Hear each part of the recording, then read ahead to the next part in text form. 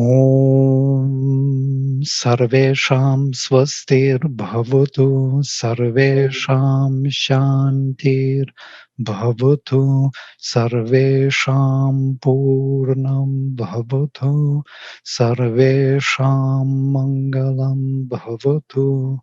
Om Shanti Shanti Shanti. Let us agree like this. I will be explaining something, some basics of Sanskrit language. And if you have some question, you please just switch on microphone and ask, okay? Without raising hand, without remembering it at the end, because we forget at the end. But if you have something is not clear and it is essential for your understanding, so just interrupt and ask. It's always welcome. I'm never disturbed by this. I actually welcome your interference and questionings. Yeah? Anytime. So, we will cover today the phonetics, the alphabet, that very basics of Sanskrit language, the very foundation, the sound. And here I must say something very important. You know, with the discovery of Sanskrit language, and especially alphabet, there was the whole change of perspectives in Europe, especially in approaches to linguistics and studies of language. With the discovery of Sanskrit language, there are new subjects flourished, started in Europe, such as Indo-European linguistics, comparative linguistics, theoretical linguistics. All the founders of general linguistics in Europe were professors of Sanskrit language. Yeah? Saussure was a doctor. He has a doctorate in Sanskrit language. And even Saussure, who introduced signified and signify and became the father of general linguistics in Europe at the beginning of 20th century, end of 19th century, he took these ideas from Sanskrit grammar, you know, Vachya and Vachaka of Bhartrihari and of Vakyapadiyya. I'm sure about this because this is exactly what Vakyapadiyya says, and Saussure continues to use this and utilize that idea. And even he didn't want to publish his book because he was not didn't feel that he has rights on these concepts. So it was published after by the students, and it became the foundation of general linguistics in Europe. So why Sanskrit alphabet is so important? Because it gives us the system of all possible articulatory devices. It's not A, B, C, D, E, F, G, as you understand. We do not understand why A, B, C, D, why this order. There is no order there. And where all these D, E, C, E's are coming from, they are also absolutely out of the blue. They are not there, actually. These are the names of the letters. And if we look deeper into this, we will see that Aleph Bet comes from a Hebrew alphabet, where Moses codified his occult knowledge into the language, because his alphabet is actually the system of arcanum, the system of laws of one mysterium, as he calls it. You know? So 22 laws, 22 letters, where Aleph is first, and Bet is second. And their drawing and is also important because they project something of that law. So if Aleph is triple, it's written as 3 lines. It's a triple magician, the creator, and he is of a triple nature, and so on. So there is an explanation to it, to this order, but not in terms of phonetics or in terms of articulation of our sounds. It is explained on totally different ground, on different ground of philosophy or vision of creation.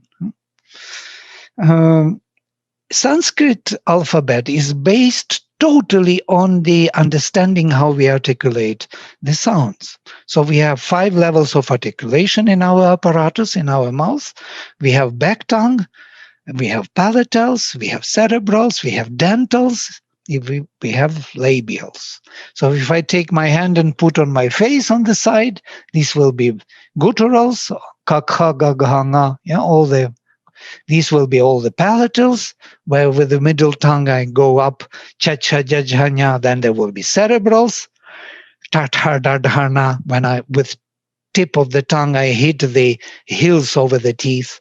And then with the tongue, I touch the teeth, tatha, dadhana, and then lips, papha, babhama. 5 levels. If you look into our apparatus, you will see that there are no more points where you could articulate some sounds. Just try to check where else could you really create some kind of sound. So you can do it with the back tongue touching the soft palate, kakha, gaghanga, first row. Then you have cha-cha, jajhanya, middle tongue going to the hard palate. Then tatha, dadhana, hitting the hills over the teeth. Then tatha, dadhana, touching the teeth with the tongue. And then papha, babhama, lips. There is no more. It's quite interesting. Huh?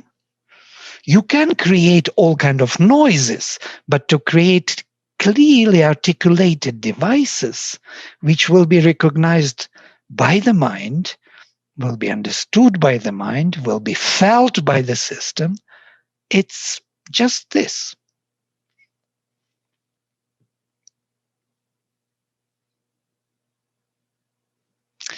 Okay. So here we are. This is the alphabet. We have 5 levels of articulation. Ka is the back tongue. Consonant. Sorry, it's just... this is changing sometimes.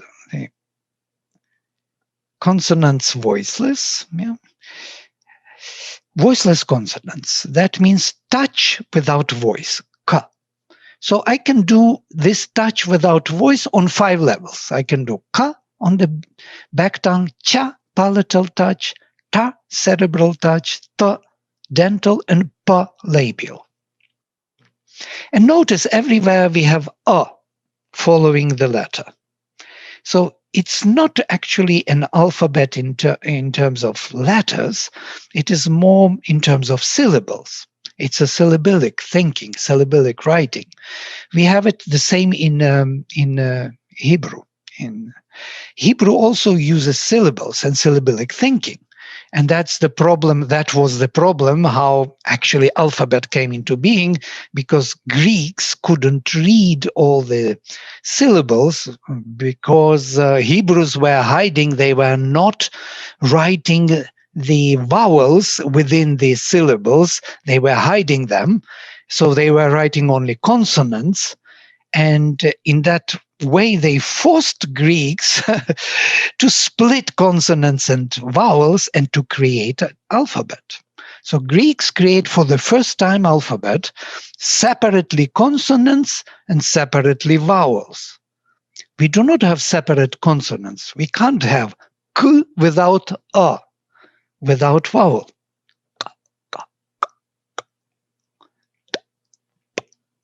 If I'm not following with a vowel, there will be no sound. There will be no letter. So that's why we have A, B, C, D. These E's are coming because they have to support the consonant. Otherwise, we would not hear the consonant. So Sanskrit doesn't have that issue. Yeah. So everywhere short a is added, which is helping that consonant to come out. Ka, ka, ga, gha, ma. There is no way that we can pronounce k, k, ga, ma without vocal cords. So, and that creates the syllable, and that is Varna. Varna is also an interesting word. It's called Varnamala, the garland of Varnas. Varnas are colors. So these syllables or these letters are Varnas or Aksharas. There are two words for these elements. So they are called Varnas, colors, or Aksharas, indestructible ones. Yeah? Irreducible kind of articulations. So, voiceless consonants, ka, cha, ta, pa, on 5 levels, ka, cha, ta, pa. So, tongue is dancing, ka, cha, ta, and lips, pa. Then, ka, cha, ta, pa, which are aspirated, the same touched, voiceless aspirated. Only we add aspiration to them. K, ch, t, p. And then consonants voiced. We add voice to them. So before we have a touch, we add voice to it. So it becomes ga, ja, da, ba, gajar, da, ba, gajar, da, ba. 5 levels. And then we have voiced aspirated. Gajar, da, ba. Gajar, da, ba. Quite difficult ones. Then we have 5 nasals. What are nasals? Nasals are the sound goes through the nasal cave. That means nga, nya, na, ma. So touch takes place after the sound already goes through the nasal cave. So we have 5 levels. Nga, nya, na, ma. Then we have semi-vowels. We have to speak about semi-vowels more. Ha, ya, ra, la, va. Ha, ya, ra, la, va. And we have finally fricatives. Ha, sha, sha, sa, fa. 5 levels. Now, and we have 5 vowels. A, I, ri, li, u. Amazing. It's a system of all possible, clearly demarcated in the mind articulatory devices. I never saw anything more perfect than this. All possible articulations on all possible levels. So it's not an alphabet of some language. It's not an alphabet of English or alphabet of French or Russian or Indian. There is no name, national name, assigned to language. It's a Sanskritam, perfected. And these are not letters of the alphabet. These are universally possible devices to articulate within this given apparatus in a clear mental manner. This is the matrix of sounds. So if I would tell you, please articulate for me guttural or voiceless touched, then you will say k, definitely.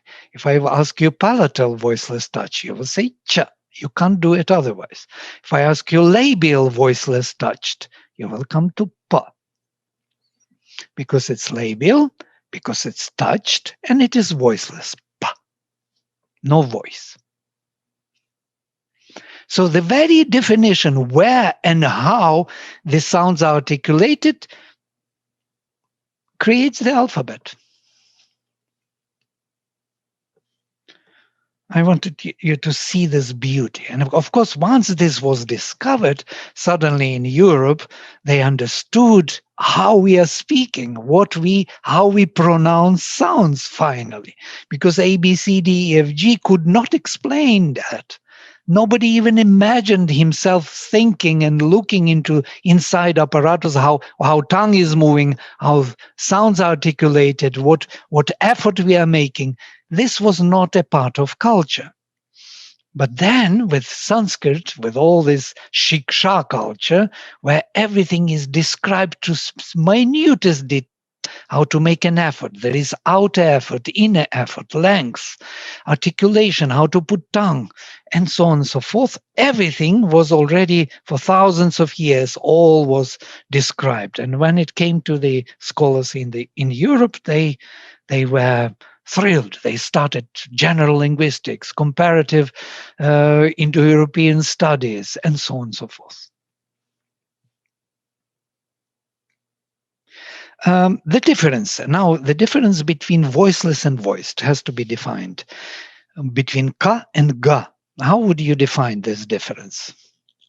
I will dwell today only on the phonetics, so we're not moving forward from this picture. So we will stay with it until we totally understand it.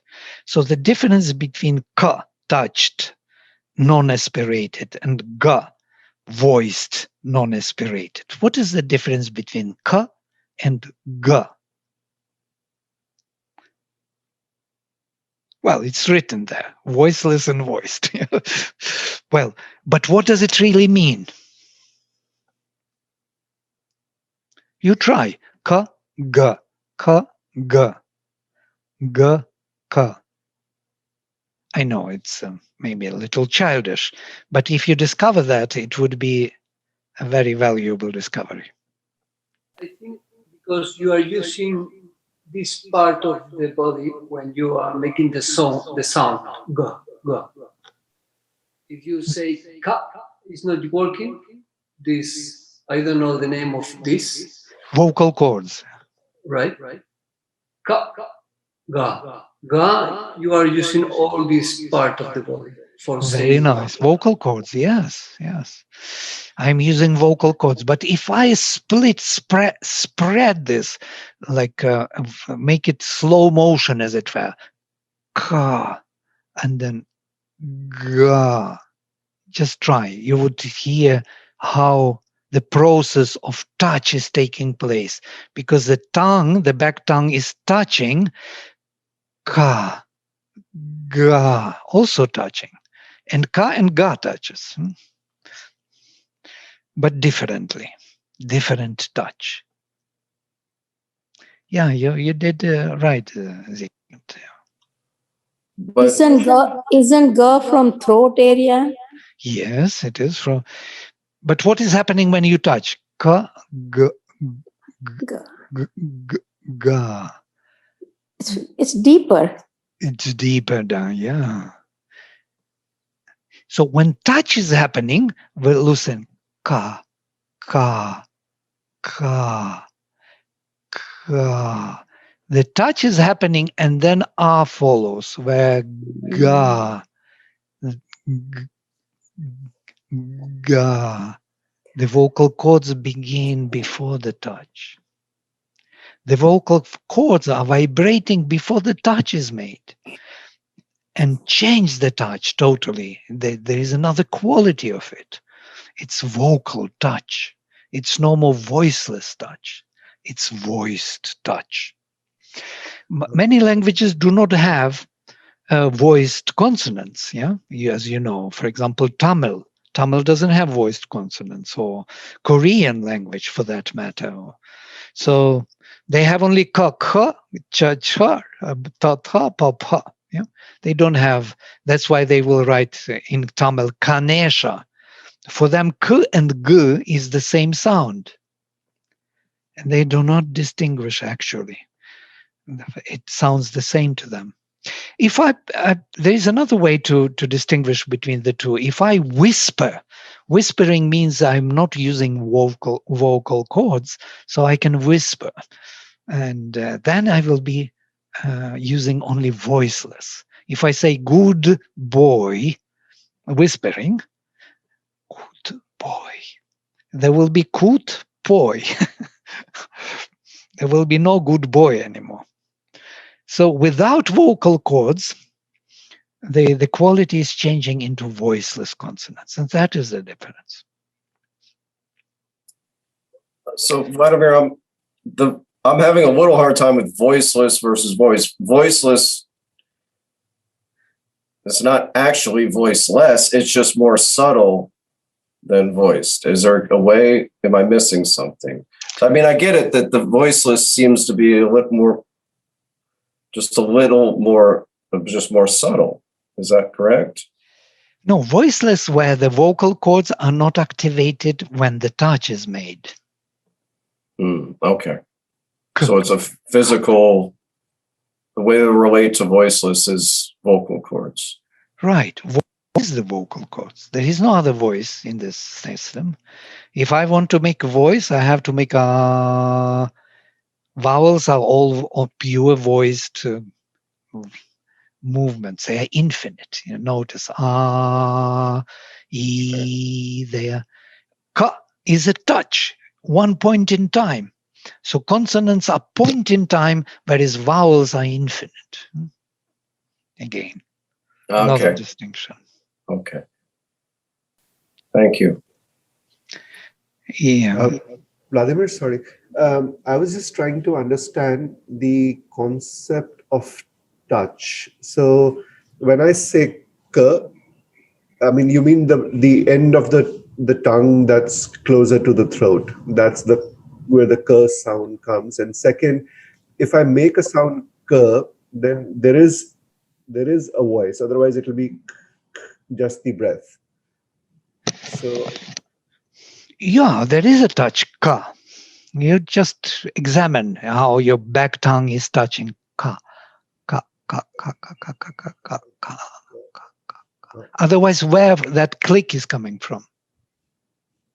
It doesn't come by itself. It must touch one part. The little back tongue touches the soft palate. Ka, ka, ka, ka.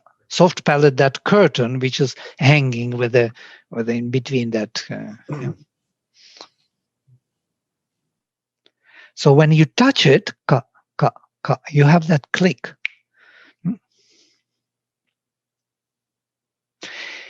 All these are called Sparshas. They are Sparshas, and there is different effort of that touch. Ishat Sparshas, little touched, more touched, totally touched. So there are slightly touched. There is a whole composition of these touches. I'm not going in totally into phonetics today, but if you are interested to know all those nitty-gritties in the literature, it's very extensive and very well elaborated. So we could go into them and see how beautifully they really understand the sound, how we articulate our sounds.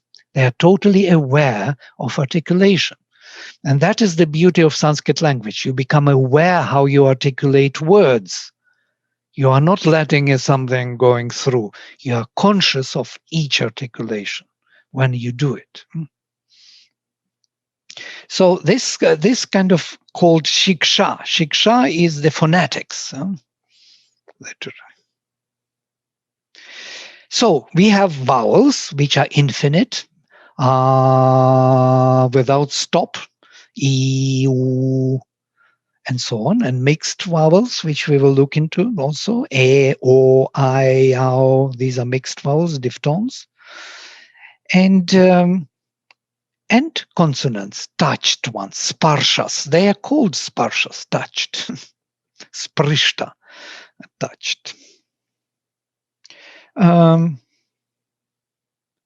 Yes, so the difference between ka and ga is quite clear. The same would be between ka and gha. Yeah, the same voice precedes the touch.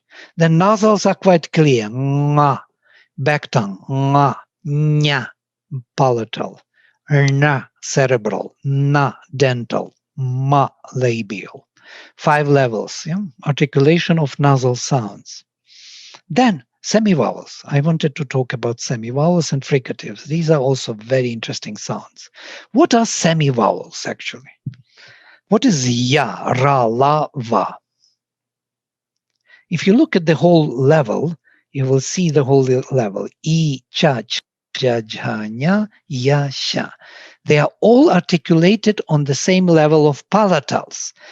I, cha, cha, ja, jha, nya, ya, sha. All in the same position of the tongue.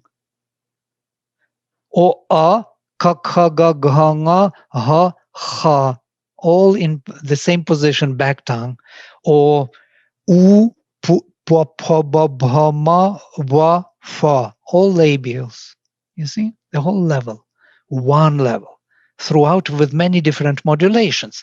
So what are semi-vowels? The word semi-vowels tells us something. They are semi-vowels, half vowels in a way. Where do they come from? So if I take sound E and press it to the extent that it becomes consonant, touch in point, in time. So E, I press my tongue to the extent that I nearly touch the palate, that it starts itching. Y, then E is transformed into consonant, into Y sound. That is the semi-vowel of E. It's a consonant built on E basis. E pressed to the extent that it becomes consonant.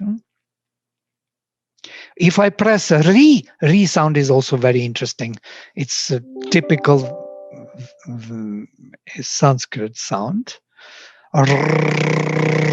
Yeah, it was different in the time of Rig Pratyashakya, when the Rig Veda Pratyashakya was written or composed. It was a re sound, r, the same as French. That's r, Rig Veda. And then it shifted when Taittiriya Pratyashakya started later, from 800 BC to 400 BC, it shifted to r, cerebral sound, and we are locating it in this cerebrals, as people say. So there was a kind of, we will come to it again. It's the historical grammar, which we will have to look into about this re sound. But now we are dealing with it as cerebral. It's also vowel because it's also infinite, though it is vibrating.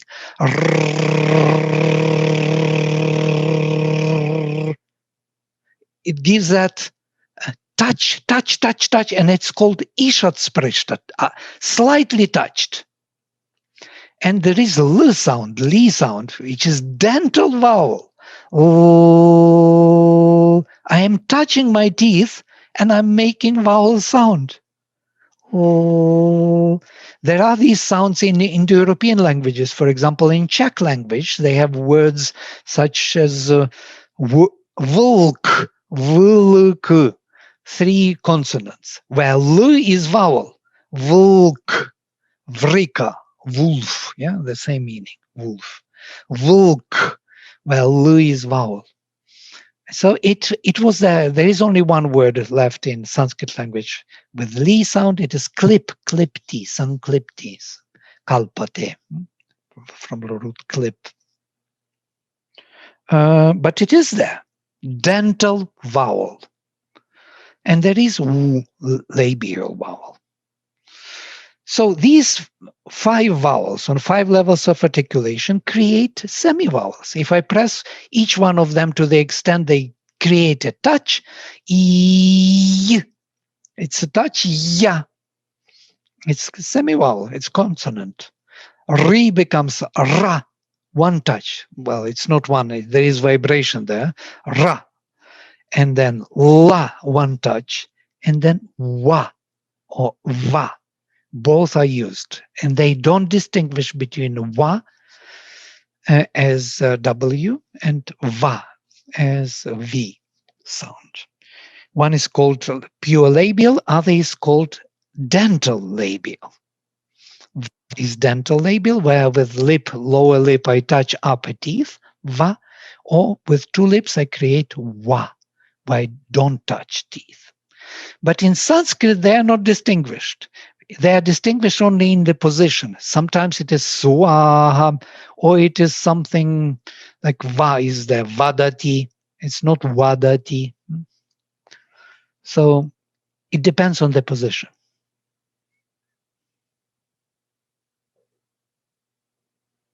So yara, lava, these are e, ri, li, u,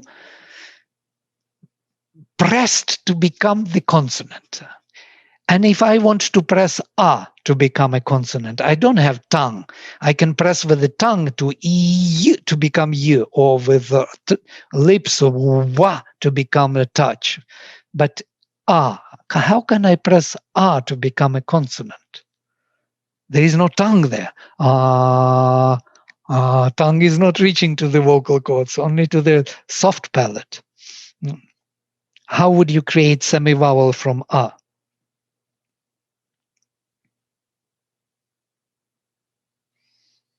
Press it so much that it becomes a consonant.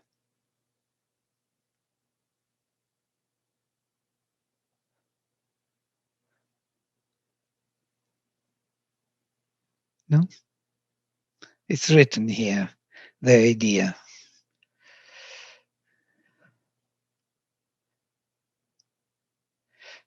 We do it with the breath. Aha. We can't do it with the tongue because tongue is not reaching. No lips, no tongue, no palate. But we can do with aha, with breath. With breath, we create a friction, a touch, and it becomes that ha, that last sound in the alphabet. That is considered to be semi-vowel of a sound. Now, there is a beautiful philosophy behind a sound. It is considered that a sound is the major sound. A sound is all sounds. Yeah, the vibration of vocal cords. With modulation of the tongue, lips, breath, we create all other sounds out of a. Suppose I.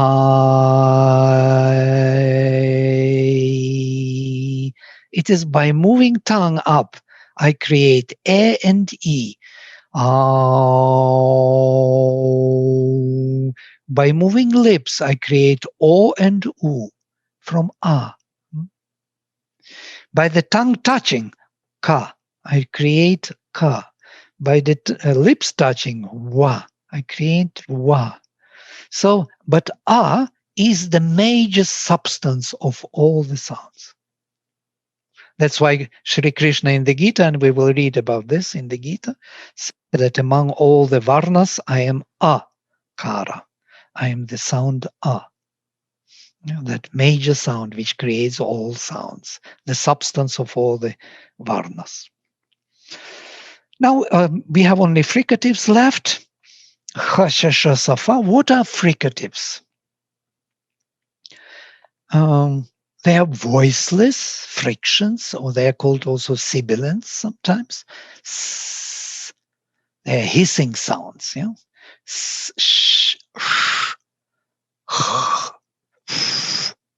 They have no voice. They are voiceless. And they are frictions. They also are, in a way, infinite.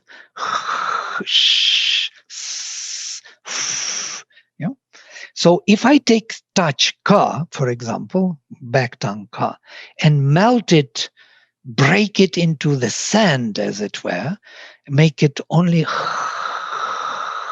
the noise, then it will be the fricative. You know, things ka ka ga ga nga ha.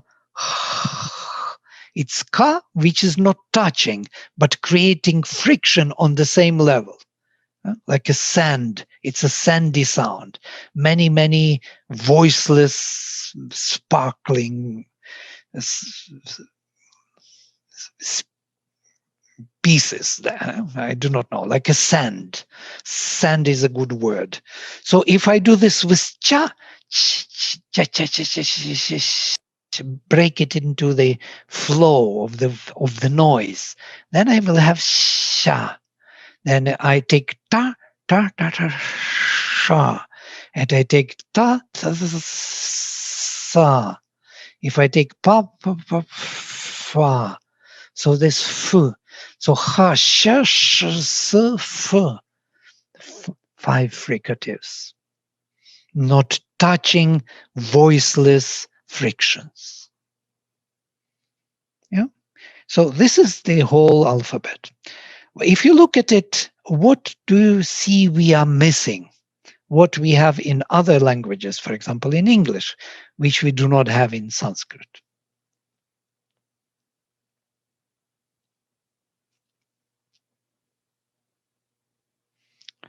It should be quite complete.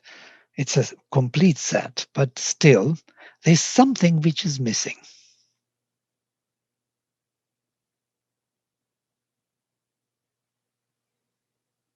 This part I hate because I have to bring something which is missing from Sanskrit perfect language.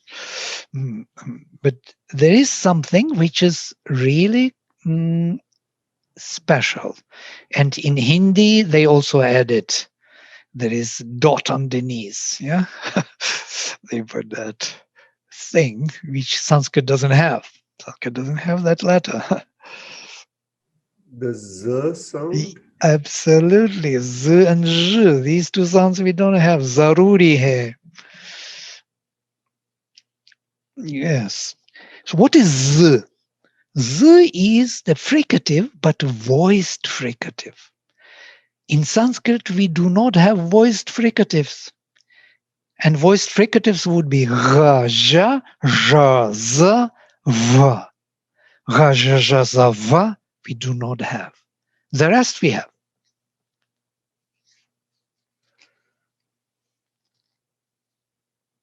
Why don't we have ja and, and I was thinking, because in Indo-European languages, if you look at John in English and Jean in French, and they don't go together. Either J or J. You choose between the two. Can't be both, It can't be John and Jean in one language. Somehow this language does not permit two forms to come. The most probably that is the reason, because Ja is here, then Ja cannot appear. But Za is a very interesting sound and could have been incorporated into Sanskrit, but it is not there. Only Za is missing. What about the complex sounds like na? Or Like ja, what? like guna. In Hindi, we have these complex sounds. Yeah, Guna? Guna. Not the na, but the na.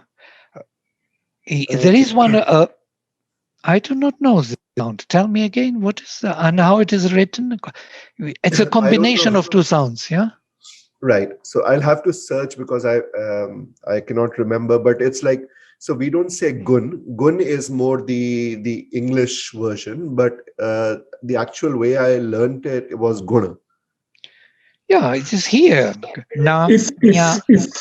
If I may say, it's there in my language also, na, which the sound you are talking about, irana, like guna. Yeah. But that sound is there. Why yana nama? Why that you are saying here, nasal sound? Why yana nama? Yeah. Why yana? That na is this is na, actually. Yeah. If I show second you, na is na. The na sound is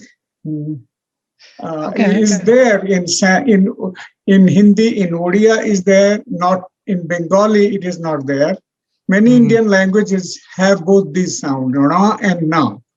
But there are others which don't have that sound, just na. Yeah. Like karna, of course you say na. Varna, although you write like na. Yeah. But Varna is the same. This is the alphabet in Devanagari. You could see immediately. Ma, nya, na, na, ma. That na. This is the Here's na. Yes, guna. That's correct. But this is na. Yeah, Ganapati. Yes, it is right, there. Ganapati. Yeah. But Ganapati and Ganapati are obviously different sound. But it's actually na. That na sound comes from nasal. It's a nasal sound. How can I describe it? You, Vladimir, you be able to. Yeah, it's nasikyas. Yes, these are the nasal sounds, and there's a nga, nya, na, na, ma on 5 levels. Correct. Yes, all of them. So we have that. We Ashish, we have that na in Sanskrit. There is no lacking. Combination of sounds such as ksha, jnya, which are considered to be separate letters later, the combinations, so they are not really considered to be separate letters. What else would you see here? That I don't find the set, like sapin, zarzuela, zapato, sa. sa is here. Ha, Yes. sha, sha, sa, fa. Dental sound. Dental. Sa. Sa. Yeah. Dental. And there is sha, cerebral. There is sha, palatal. There is ha. Yeah. There's visarga, back tongue, and fa, labial visarga. I think all 5 fricatives are there, voiceless, but there are no voiced fricatives. There are certain things missing, such as clicks. In some languages, in African languages, they have all kind of clicks, all kind of noises, like a combination of different sounds. If it's a particular you have to put your apparatus forward, and then you will be French more. American, you have to go backward, and it's a certain position of your awareness, which creates very interesting entry to that language. It's like you are plugging into a particular cloud, as it were, and that cloud fills you with all the sounds necessary. It's very, very interesting to have that cloud. I could feel that cloud from my childhood, different languages. You have to change the position. You have to kind of feel where you are plugging in, and then everything flows excellent. So, Vladimir, I have a question. The people who know Sanskrit, they call me Hamsa. Yes. Not Hansa. Like Bengalis call me Hongsha. There is no sir probably, so Hongsha.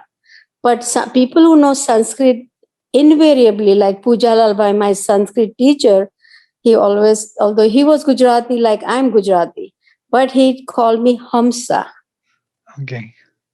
Now, something interesting about this nasals, they are associated with the level of the next consonant. So like n, tatha, dadha, na, la, sa. Since you have sa there, nasal with sa will be the same as han, sa, because sa is dental and n is dental, they go together. But it is written as hang sa. It is that where that m with dot on the top, So that hamsa or hansa is totally proper pronunciation. You don't need to be hamsa. It's not m. It's actually nasal sound associated with s, dental n. Thank you. There's no problem. Because people are wondering about these nasals in that particular regard. Yes. What next consonant? Next consonant will define the nasalization, on which level you are. That's why we have anka or anga. Why anga? It's n, but n is associated with this sound because ga is here on this first level. Anga, or ny, ancha. Why ncha? Because cha is on this level, on the next. Hansa and mpa. So the nasals will be associated with the consonant which follows. Great. Okay. Vladimir? Yeah? So these are the pieces of the puzzle. You have to excuse me, I'm not a language guy. I can say Sachitananda Murtaye Nishrapanchaya Shantaya Niralambaya Tejasek. Great. Sounds good. So I can repeat the mantras, but what we're saying is all the pieces of what I just said are right here. Yeah, this is the awareness of our articulation. We never did this homework. We never tried to really become aware how we are pronouncing, how we are articulating sounds, what is really happening within us. And once we start becoming aware, when we begin to become aware, then we will be able to understand something like semantics or the meaning of a particular articulation. And this is what would be my next topic, is on theory of transparent etymology. What is this etymological meaning of the roots? Because all these sounds are actually particular devices or efforts which create a certain psychological state within our being. Suppose if I articulate it is relaxed sounding, infinite sound. But when I articulate it's a very tense, intense. Yeah? So it creates a certain psychological state in me. And that psychological state is recognized by me as narrowed down, intense, tending to occupy the goal, piercing, kind of like an arrow flying to the target. Yeah, so that's these are the descriptions: narrowing down, tending to occupy the goal, intensified. This is the description by Sri Aurobindo of this meaning of E sound. Why? Try yourself and you will feel it. It's not something I'm kind of imposing on the sound, saying that that's what it means. No, it's already inbuilt in this apparatus. This apparatus came to being with the capacity of that articulation. And if our apparatus would be different, for example, we would have something like dolphins and lived in the water, our E sound, that intensity would be articulated differently and would have a different sound. So what I want to say, that E sound is the state in which we articulate a certain intensity, certain narrowing down, certain forcefulness, certain piercing. And you notice even in Latin, it is written as one line with dot on the top. It's like one pointedness of some kind. Pierce. Vladimir? Yeah. The sound that is most, the word at least, that is most often used now around the world is Om. What is the right pronunciation of Om? Well, there are so many discussions on Om. Tantrics are doing Aum, Vedic are saying Om, Narad insists on Om, no Aum. Yeah, there's a description in Mandukya Upanishad what it means and so on, and there is extensive literature how to pronounce it. But if you take root sound U, and that is important, U, what U means? If A is just in different state of existence, E is intense state, differentiating state of existence, then U. What do you feel with U? Does something to us. It creates some indescribable. We cannot describe what it does, but it does something which we recognize. We can, it's a general significance of U. And Sri Aurobindo says it's first of all medial, dual, because two lips, it's something in our psychology. That's why we have tu, you, thou, everywhere U. In the second person, in tu, in duality, dual, it's always this U which is holding two,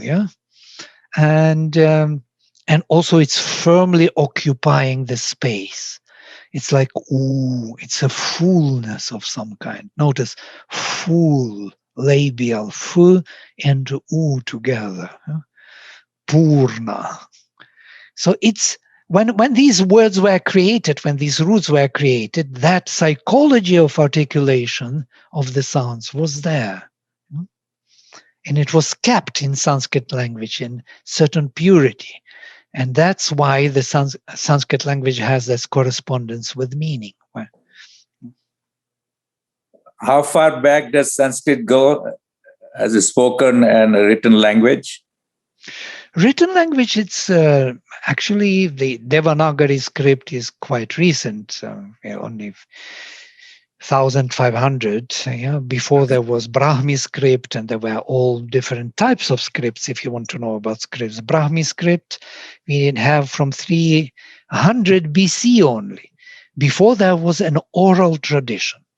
And in Aitareya Brahmana, it is said that those who recite the Vedas, they should not write the Vedas. There was a prohibition to many things, and among those things, one of them was you should not write. So writing was available, but the scriptures were never written down. They had to be orally transmitted, because it was the responsibility of Guru to transmit to the proper shishya. He could not give it to somebody, or like a book, read and learn. So he was choosing his disciple, his student. And it was his responsibility that his student will pass the Veda precisely to the next shishya. So that was a heavy responsibility. Is that the reason why it used to be called Shruti? Yes, because absolutely. It came from listening from Shruti. Absolutely, you're totally right. And also in music it is used. We use it in music also, Shruti. Very much. And when European scholars came to India at the end of 18th, beginning of 19th century, and started to collect data, recording all the Vedas, because they were not really recorded. Only Sayanacharya is there with one, and otherwise they don't write. So that's an oral tradition. And they started to collect Rig Veda from the north, south, middle India, from Bengal, from every village, wherever they found some gurukulas. They were shocked because the texts were identical. Just think about this. What kind of tradition is that can transmit the text without any modifications, orally? You don't have time from this village to go to the north somewhere to the other village to check how that guru is doing. You have only time to transmit the text to Shishya. That's only that. And there's a huge number of texts. So that tells me that the oral tradition is much more precise than scripture, but then scribing and transcribing. Few scribes sitting there and transcribing, they could make so many mistakes that the scripture could be lost.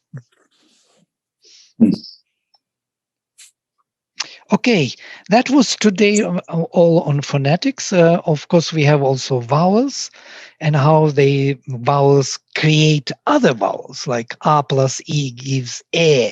What is E? From A to E, if I move I, E is in between I and E. Or from A to U, O is in between. So you will see how beautifully they understood all vowels. So, and that creates the whole derivatory system in Sanskrit. Okay, that is it for today. If you have some questions, please. Otherwise, we will stop. I want to add something. Yes, please. For some time, they was thinking in the research, they was trying to understand how you can understand how you can learn when somebody is speaking in the beginning, right? And they was thinking about it was mechanic transmission. When you hear someone speaking, it's like you capture the mechanic transmission of the sound. I think it's very difficult for me to explain. Yeah, I understand what you're saying. In Indian tradition, that is called spota. And spota is a very interesting thing. When we listen to somebody saying something, we are not listening to their sounds. We are listening to the articulation of the sounds. Yeah, and for that reason, I'm thinking about the link with the mirror neurons. I think is Do you know what are mirror neuron system? No, I don't know. Okay, we have in our brain, in this area, prefrontal, some neurons, they can be like a mirror of what we are observing. And then when this is what we are using to follow someone, a model. We have a model, a teacher, they are doing something, then we capture this movement in our system and we reproduce the mechanics in our brain. It's the premotor, we say premotor. Okay. And when somebody is, I think the link is here, when somebody is talking with our mirror neuron system, we are catching the mechanics of the movement of the mouth, right? Yeah. And I think this is why it's so deep to hear someone is talking directly. Mm-hmm. If you compare with the difference of reading the writings, because you are hearing in the same time you are catching the mechanics, the articulation with your mirror neural system. Yeah. That also explains why we cannot understand foreign languages. If I will start talking to you in Russian, you will not be able to understand, not because you would not hear the sound, but because you cannot re-articulate the sound in your system. Every time we listen to someone, we re-articulate. And that's why we understand. I may have a very heavy accent in English, not American English at all, but you will re-articulate me into your system and understand me perfectly. Well, you will see he has his own way of talking and his way of, but that re-articulation is taking place and you recognize it. And that's what you are referring to mechanics, as it were. Yeah, it's not only the sound is coming to your hair, it's a process. You are catching, some mechanics are happening in front of you and you are reproducing the mechanics inside of you. Yeah. Not only the air in the hair. Yeah. It's quite an interesting thing that sometimes you see people when they listen to you, when you speak, they speak with you together even. You can see how their mouth is moving. And even if you stop, you kind of wait for the right word, they continue with you. This is sport, yeah? They can finish your sentence rightly as you were supposed to finish it because they are articulating together with you. And that's how we arrive at common understanding, because re-articulation of the sound clicks and brings the same kind of connection to the idea I wanted to convey. Yeah, and then I think this is why it's so important, the oral transmission, because in the oral transmission you are doing something in your brain in the same time. Yeah, that's what created India so intelligent, I guess. Because what they did, they learned such an enormous amount of texts, like the whole literature, the Veda. If you look, Rig Veda has 10,000, hymns. It's verses. It's a huge number, and to know them perfectly by heart, perfectly with no distortion. It's incredible. Only one Veda. And there are people who know not only Veda, but all the Brahmanas together with this, and several Vedas and several Brahmanas by heart. That's unbelievable. So you can imagine from 6 years of age, he is introduced to Brahmachari period until 28, 29, 30, that is like 24 years. He's doing nothing but learning that text and polishing and perfecting the text by heart. Can you imagine that? So, and then he is a carrier. you cannot destroy. Alexandria could be burnt and everything could disappear, but not this carrier, which is within the people. You cannot destroy this text. It lives there. So it is still going on in India. There are still Gurukulas passing orally the text. You can't stop that machine easily.